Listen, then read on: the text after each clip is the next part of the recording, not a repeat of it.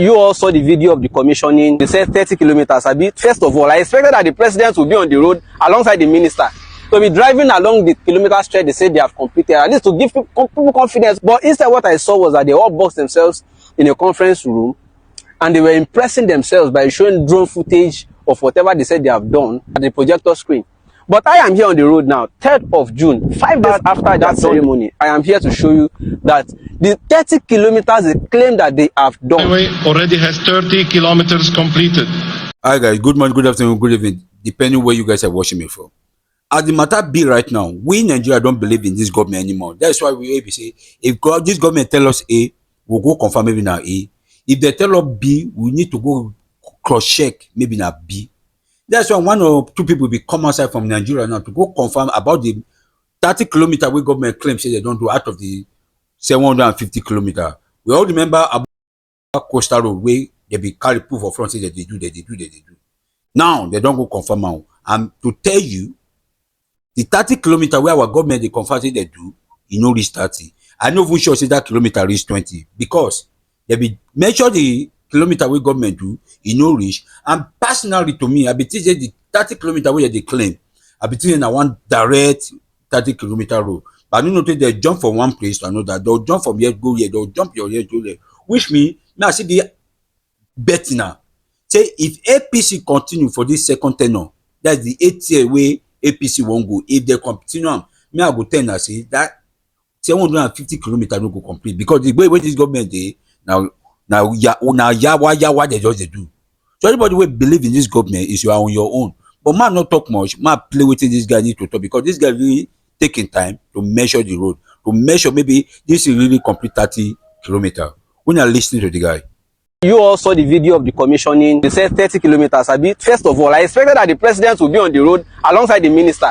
To be driving along the kilometer stretch, they said they have completed, at least to give people confidence. But instead, what I saw was that they all boxed themselves in a conference room and they were impressing themselves by showing drone footage of whatever they said they have done at the projector screen.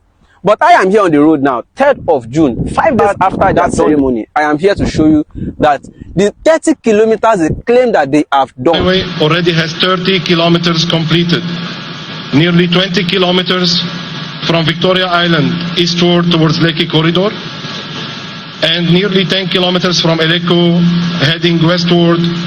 20 kilometers they said from VI to Eleko Corridor. The remaining 10 kilometers they said from Eleko inward. Gentlemen and ladies, I am at chainage 41.230 kilometers and Eleko junction is chainage 47.5. If you do the subtraction, apart from my odometer showing 6 kilometers and a little above it because I drove in through a community road, this chainage is showing at this point where I am standing chainage 41.230. If you do the maths, what you have is 6.2 something kilometers. That simply means that the claim that they have completed 10 kilometers from Eleko into this place is not true. Today is 3rd of June. You can come in tomorrow, 4th of June, come and do your own. And by the way, did they just do the commissioning in order to give us that impression and everybody disappears? Because I can't even see the paver again. Have they stopped work? So in case you are thinking, oh, they have done 30 kilometers, I want to drive from VI, I want to go to Eleko. They are not together. They are disjointed like different pieces. Some kilometers here, some kilometers here. That's what they did. You are coming from Eleko, you just reach this point. Chaka, middle of nowhere. Point 2 that I expected us to be discussing is that they have said that by December, they are going to be tolling this road. And they are projecting around 3K per vehicle.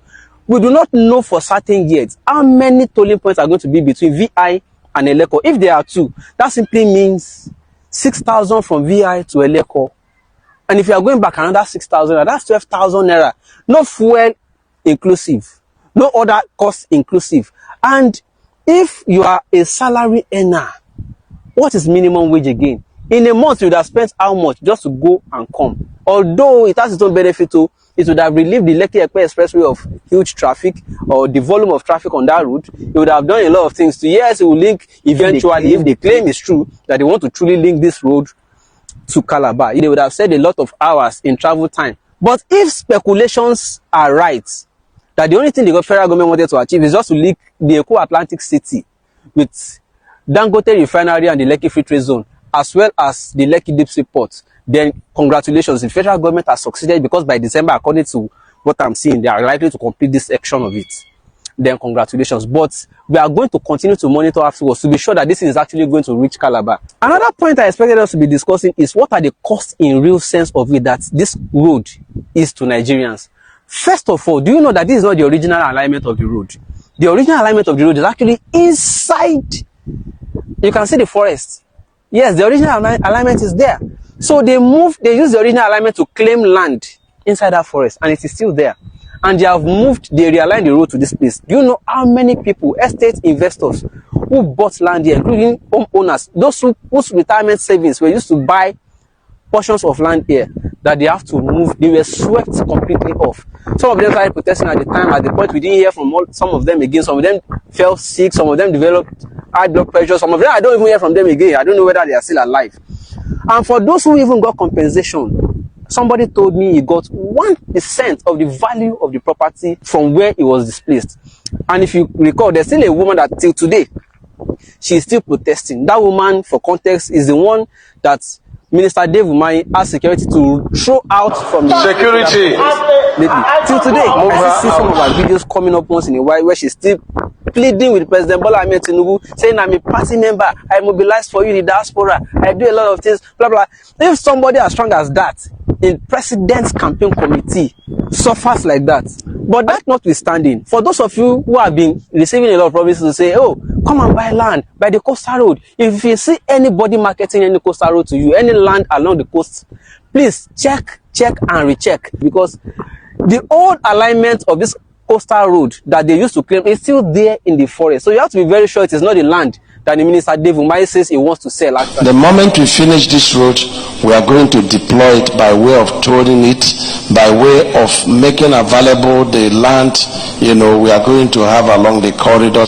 By my speculation, they are going to be selling to banks, filling stations, hotels, and other service outlets. Because of security risk along such highway, I want to hope that there will be sufficient number of police stations as well as military barracks in order to be able to give people some safety and confidence. And lastly, I want to ask, why is it that lately all the roads that they are constructing in this country, there will be no shoulder? Like no lay-by, nowhere to park, no vehicle. So are you simply saying that from Lagos to Calabar, somebody's road vehicle must not develop fault or even break down? Or you must not even slow down to say you want to receive a call? Because these are just three lanes on both sides. So I see no reason why we are not discussing all of this important, or are they not important? Because I see what you are discussing is, oh, the president should have greeted the governor. He should not have snubbed him. Oh, when these people get back into their private, they'll be laughing at what you are discussing because they have completely distracted you from all of the points I suppose. Even me, I have not exhausted all the important topics about this road. Though at the end of the day, it is still going to be beneficial to people because, for instance, those who have maybe 20 plots and they took 15 plots for the road, your remaining 5 plots, whatever you use it to do, will still be of value. In fact, it will have increased the value. So, to an extent, you can discuss that it's going to open up this place, it's going to increase businesses, economy is going to sprout, and a lot of things are going. Yes, overall, it's a laudable project, but we have to be discussing other impact it is going to have. Was there even a proper environmental impact assessment, and where are the reports? I'm just trying to avoid the anyhowness of things in this country, but it is what it is. We all must not even stop after the commission. We must all continue to torchlight, to probe, to ask questions, to screen. Are they, for instance, right now, where are the pavers? Did they just commission and disappear? I expected that after the commissioning, they should continue. This is just 6.27 kilometers from Eleko. It's not up to the 10 kilometers they claim. And the pavers are nowhere to be found. They've disappeared. Let us focus on the real issues and discuss important subjects around every topic they throw at us. Instead of, oh, the president should have greeted the governor. He didn't greet him well. That was a snub. A whole governor. Your mouth like a poor.